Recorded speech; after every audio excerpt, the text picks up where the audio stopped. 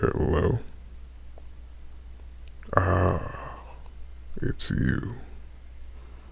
Welcome back. I suppose you've brought me ingredients again. Wonderful. Let me take a look.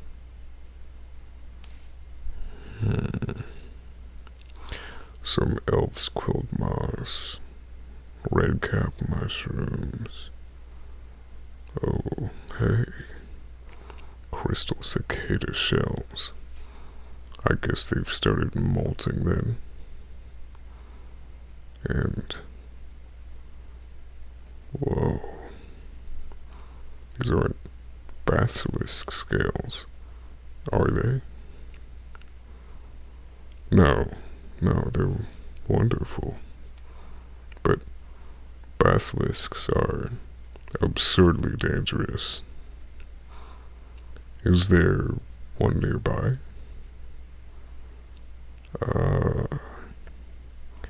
You found them in a snitchwing's nest. Good. They're probably from far away. I'd hate to think that you were putting yourself in danger for rare ingredients. Now, let's see. I'll offer you 7 silvers and 10 coppers for everything.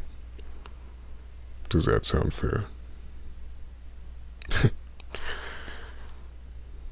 You look surprised. You may not have had to collect the scales from a basilisk itself, but they're still very rare and very useful for alchemy. I'd practically be robbing you if I paid you anywhere close to what I usually do. I take it that you're happy with the price, then?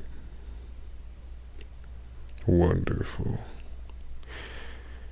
Here you are.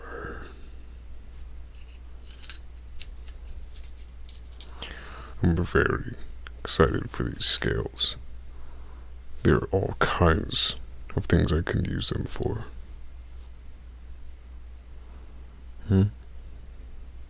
Oh, well, mostly for making mithril. It wouldn't be armor grade, but mithril has other uses. You're awfully curious today. Mithril is easily enchanted, so I can store a lot of magic power in just a little bead. It's tremendously convenient for high-level alchemy.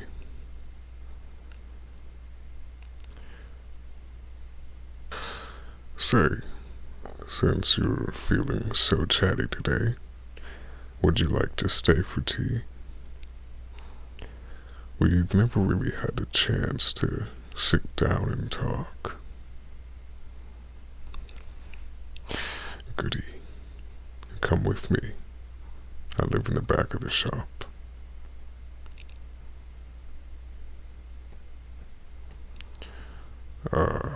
Please forgive the mess. I promise there's a method to all the madness. I know precisely where everything is.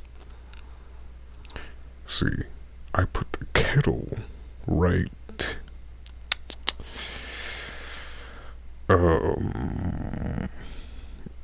Okay, wait. I know it's here somewhere.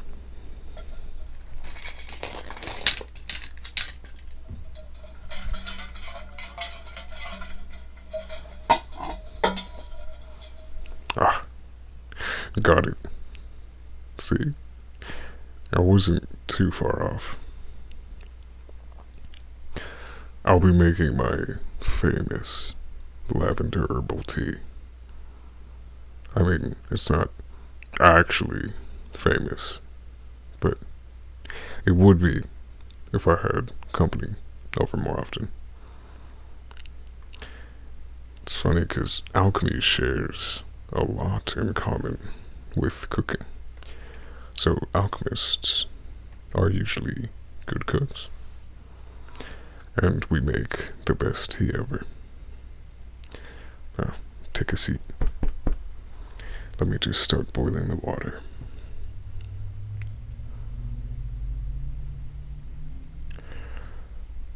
So, how is life? I understand that you do some other odd jobs around the village, not just collecting alchemy ingredients. How's that going? Yeah, I can understand that it's nicer to have stability. Before I got commissioned as an official alchemist, things were kind of dicey for me too. Alchemy can be extremely useful in certain situations, but not as much in a rural area like this. But now, so long as I fulfill certain quotas, I get paid regularly. They'll even up my pay if I hire an assistant, although I don't think anyone out here is interested.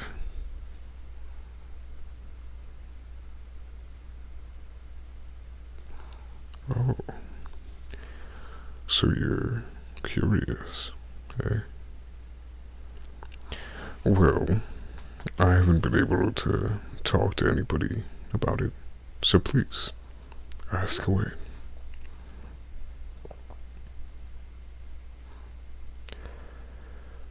Well, basically, an official alchemist is someone who's recognized by the government as a capable alchemist.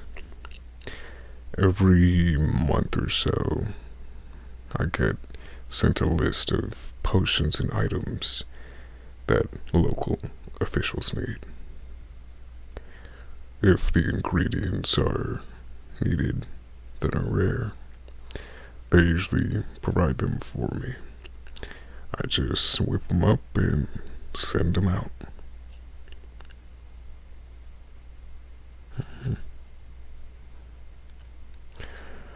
What kind of things do they ask for? Well, most of the time it's just things for medical purposes, healing potions, silk wire for sutures, antidotes for magical ailments, that sort of thing. That's important work, of course, but not the most exciting to produce. The things I really like making are rare items. The kind uses regents for magic spells and things like that. I don't usually get asked to make those, but I do it on my own time. I still get to sell the other stuff I make, so I keep those in the back in case some mage passes through.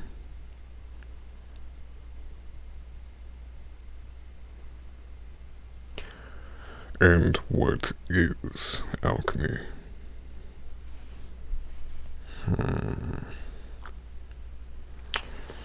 Where to start? Well, I guess the best place to start is at the beginning. Alchemy doesn't have the most noble origins. It started with a power-hungry king ordering his wizards to find a way to turn other metals into gold. Technically, they succeeded, but the necessary ingredients are way more expensive than the gold they create. But the wizards realized that they'd found a novel way to use magic. You see, the wizards knew right away that they couldn't transmute matter with their own magic, but they knew a variety of magical creatures, plants, and minerals that had promising properties. They managed to extract those magic properties to do things they couldn't. Alchemy allowed them to transcend human limitations. And I mean, sure, alchemy is a slow process, so it's not suited for every purpose, but it's versatile, powerful, and anyone can learn it. No inborn magical potential needed. Although, naturally, some people are still better at it than others.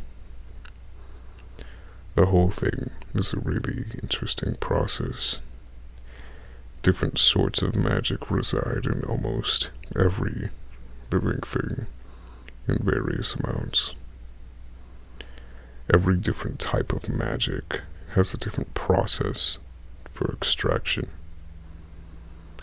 and some of them interfere with each other, making certain combinations really difficult to get. And even once you've extracted the magical essence, there are a bunch of different ways to infuse it into an object, which can change the end result. And there I go. I don't get to talk much about alchemy with other people, so when I do, I kind of gush about it. It's kind of funny. When I started alchemy, I wasn't interested at all. It took quite a while to grow on me, but I finally found that I loved it once I really gave it a chance.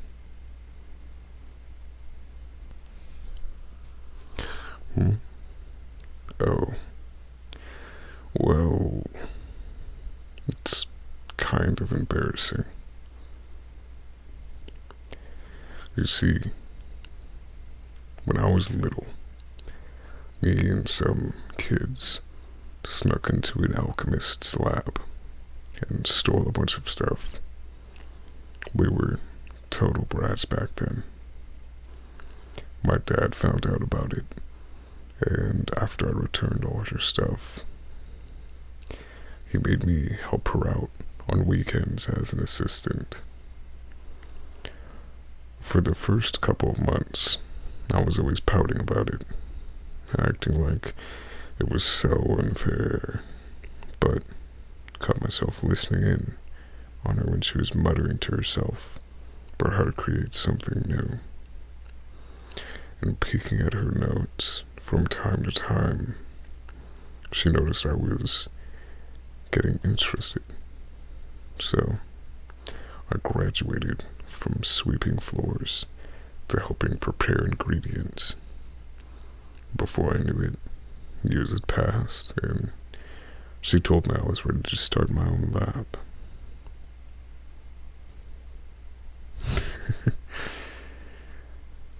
Did you know that you were the first person to buy one of my creations?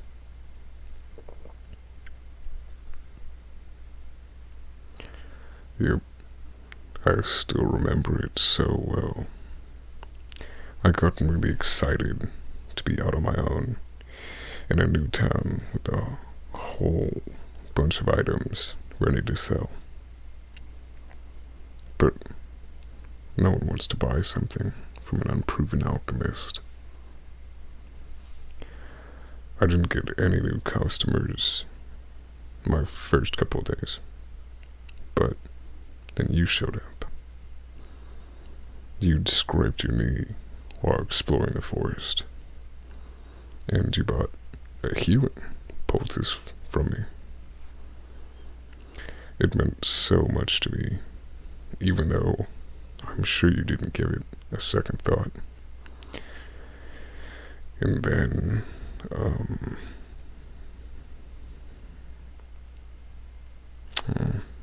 well, I never told you this, but, well, without thinking, right when you turned to leave, I rushed over to you to give you the biggest hug as a thanks.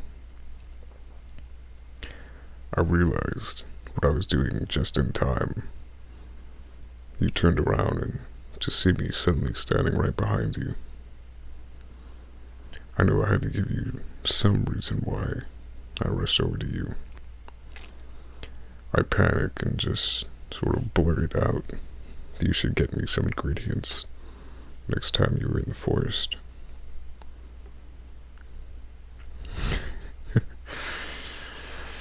Yep. Totally embarrassing.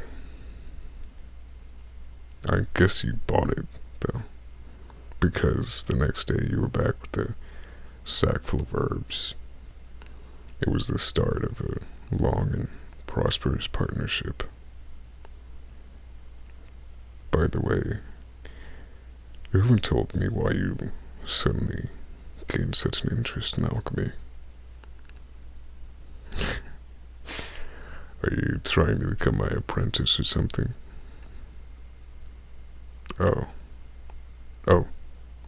Wait, really? Well, I'm honored. I'm kind of surprised, though. You don't seem like the type that would want to stay cooped up indoors.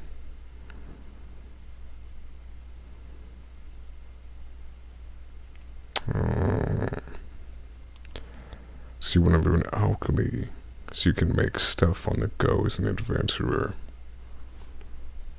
Honestly, that's a fantastic idea. I don't know why more adventurers don't do that. Of course, you'll be a touch limited in what you can do without a whole lab, but you'd be able to make some basic potions, and you could make some decent quality materials to sell for extra cash. You certainly already know plenty about what ingredients to look for.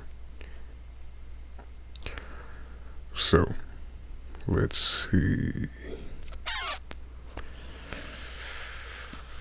Hey, how about stopping by on the weekends, just like I did?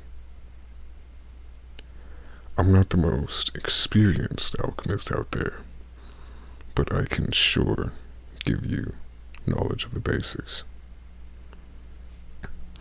Super. Well, I'm really looking forward to this.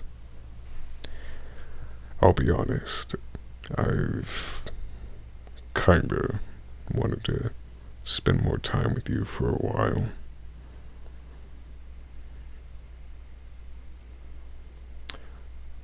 Hey, before you go, I'm thinking that I still owe you that hug.